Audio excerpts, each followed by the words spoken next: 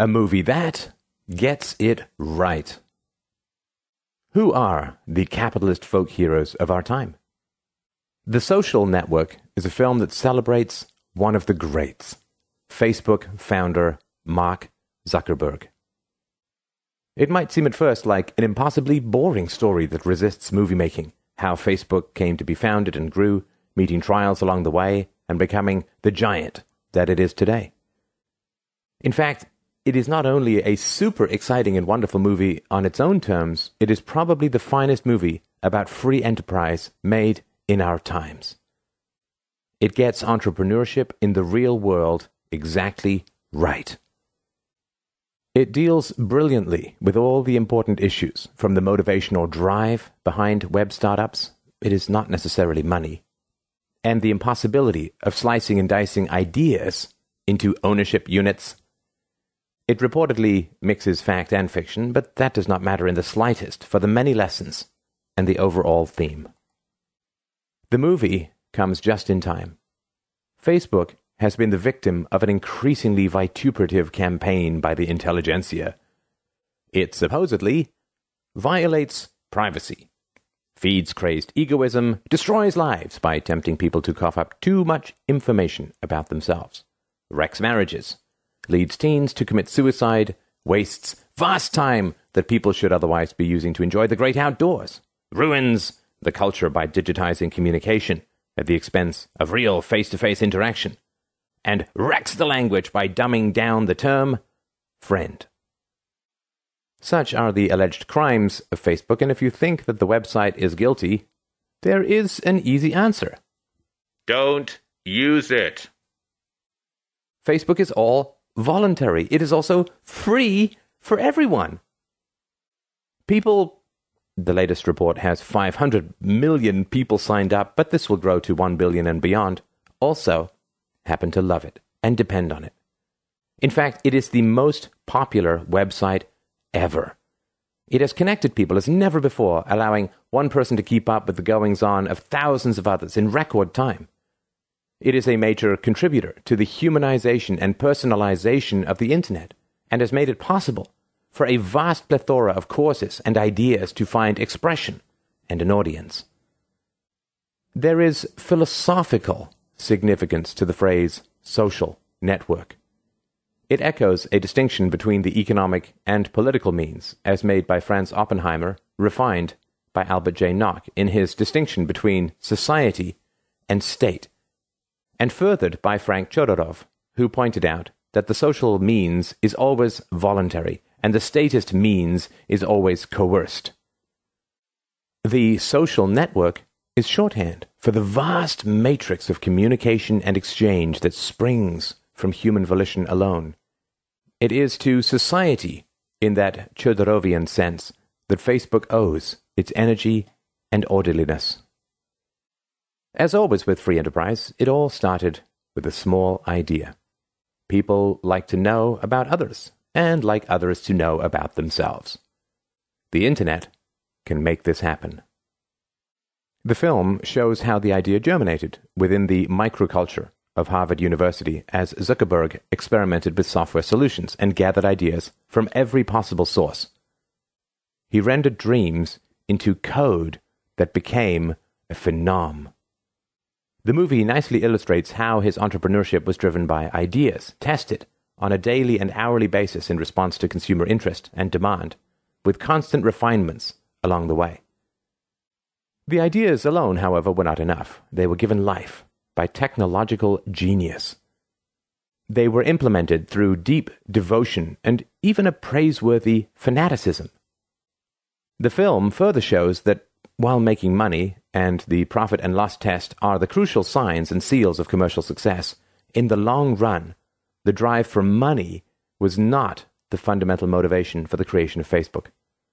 Zuckerberg is shown as not caring about money. He cares about doing something creative, great, and path-breaking. He cares about making a dent in the universe. When Facebook begins to take flight and really catch on, Zuckerberg is quoted as keenly realizing that its popularity, its coolness, is its main asset. he wisely sees that nothing should be done to risk that fundamental asset. The goal is not making as much money as soon as possible, but entrenching the love that people have for the thing that Facebook was making available.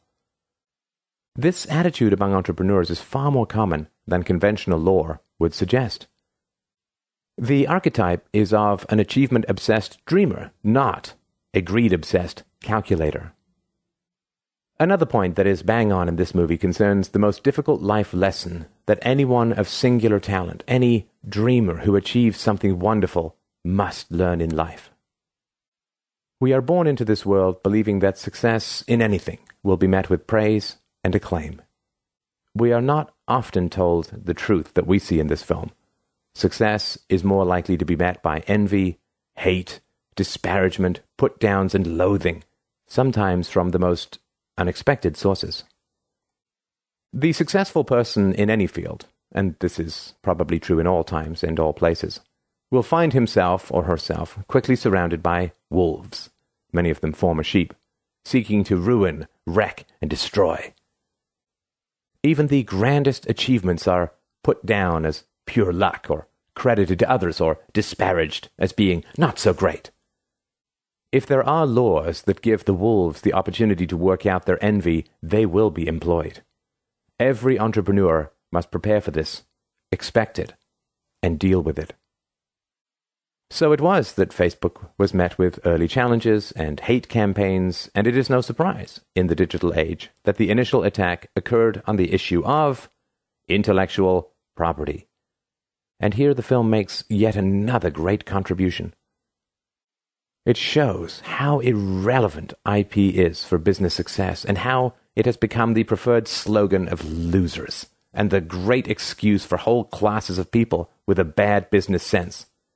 "He stole my idea," is the great lie of our time, because ideas cannot actually be stolen, and there is no existing idea that is not in debt to some other idea. The film shows how fellow Harvard students Cameron and Tyler Winklevoss had asked Zuckerberg to write the code for their proposed site, Harvard Connection, which eventually became ConnectU. Zuckerberg had other and more elaborate ideas brewing in his brain. Once Facebook took off, the Winklevoss twins cried foul, and after having failed to crush Facebook through every other means, eventually sued Zuckerberg for violating their intellectual property, even though the projects shared none of the same code. There are a few choice lines in the movie. Zuckerberg is outraged at the idea that he had stolen anything. The Winklevoss twins still had their idea, it's just that they didn't do anything with it. And what if Zuckerberg had indeed relied in part on someone else's notion? As Zuckerberg is quoted as saying, "Does a guy who makes a really good chair owe money to anyone who ever made a chair?" Silly Zuckerberg, using common sense in the face of the arcane and mixed-up world of IP. Another way to put it is a line Zuckerberg uses in the depositions after the lawsuit. He tells one of the twins, "If you had invented Facebook, you would have invented Facebook."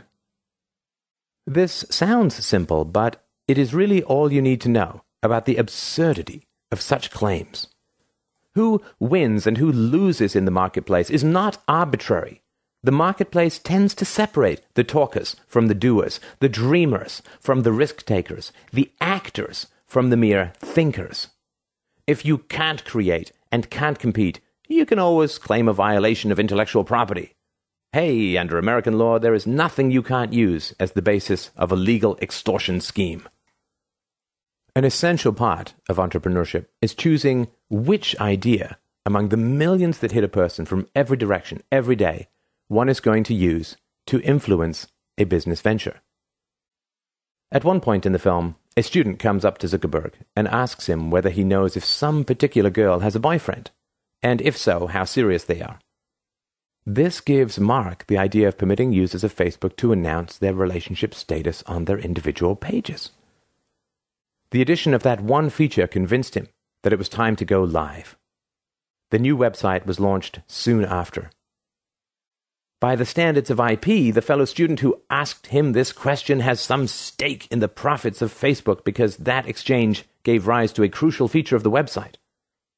for that matter, every single user of Facebook has a stake. By carefully presenting many of the outside influences on Zuckerberg in a series of brilliant scenes that hit a huge variety of sectors and opinions, the film presents the reality of how ideas come to be, and shows how IP litigation has become a path for losers, a racketeering legal route for the resentful to loot the successful. After all, had Facebook not taken off and been a success, the Winklevoss twins would have never imagined themselves to have been victimized at all. That fact alone shows that there is no real theft involved here. If someone steals your car, you are a victim, whether the robber abandons the car or uses it to win a NASCAR race. IP only ends up being an issue when the defendant makes a go of it. Once any idea becomes a success, you can count on hordes of people to line up and claim that they had it first. Sure enough, the twins use the law to extort millions, and who is right and who is wrong, essential matters of justice, don't even figure into the decision to settle. Yet again, this is all too realistic. Especially telling is how the twins imagine how they will destroy Facebook out of resentment for Zuckerberg's success. They make no bones about it. They want to wreck it. Here we see how IP ends up creating a moral hazard for the envious to set up barriers to social and economic progress. I have no idea about the real-life details of the case, but it is possible that the film underplays the extent to which Zuckerberg actually did gain valuable influence from the competitive effort to create the Harvard connection. And yet, as the film also shows, this is how great ideas come about. No great idea in this world is created out of nothing, contrary to the myth. Great ideas result from the interplay of a huge range of influences in all directions. The winner is the one who makes the commercial reality happen. Until then, it is all talk. A second legal issue portrayed in the film concerns Zuckerberg's squabbles with his best friend, who was named the CFO of Facebook before being squeezed out of the company when the top players, among who is another legend, Sean Parker of Napster, concluded that he wasn't really up to the job. This case strikes me as a matter of manners and contract, but not intellectual property. The case was settled out of court. As Economic Policy Journal pointed out, this film could end up driving millions of young code-savvy students to become entrepreneurs and further entice students into the world of digital enterprise. More than likely, this is not something people will learn in class. They will learn it from their extracurricular exposure to the fast-moving world of commerce and from developing an intuition about what really makes people tick and how to tap into that in the marketplace. You may not like Facebook, but it has evidently improved life for millions of people. In any case, for decades I've heard the intelligentsia disparage the latest thing, only to find those same people using that very technology a few years later. Today's technology bashers are tomorrow's late adopters. Just the other day, I visited an elderly gentleman, a prominent fiction writer, in a retirement home. He treats his desktop computer as his lifeline to the world outside, permitting him to keep up with all his extended family and communicate with friends all over the country. My mind raced back to a conversation I had with him 17 years ago. I had asked him what he thought of the internet and email. There was no web back then. He said that he regarded these innovations as the end of the world. He said it with an ominous tone in his voice. Well, perhaps he was right about that, but it was also the beginning of a new world that this very person has since learned to love. So it is with Facebook. Zuckerberg ended one world and began a new and better one for many millions of people. The social network shows how the commercial marketplace gave a code geek a chance to do that, and how he did it.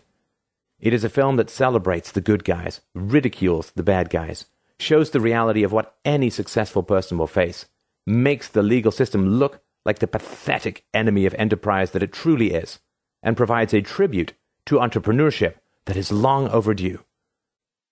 This film is a glorious success. Which means, of course, that it is under attack. A Washington Post reviewer thinks that it doesn't show how private innovation is really just luck of the draw, and it fails to highlight the wonderful essentials of public infrastructure as provided by government. Yeah, sure. And this reviewer might back a similar movie called The Government Network, starring bureaucrats and their defenders at the Post, and see how it does at the box office.